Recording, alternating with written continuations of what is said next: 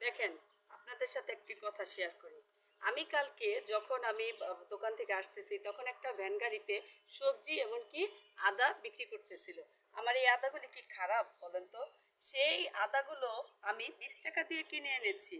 এখন এই আদাগুলি আনার সময় আমাকে একজন বলে, ইস, এই আদা আমি খাই না, এর ছোট ছোট আদা, এগুলি ফেলেই দেওয়ার মতো। আচ্ছা বলেন তো, এই আদাগুলি কি না খাওয়ার কি হইলো? ভাই, এই সময়তে যে দামের বাজার, মানুষের 10টা টাকা বাঁচালে কি ভালো না?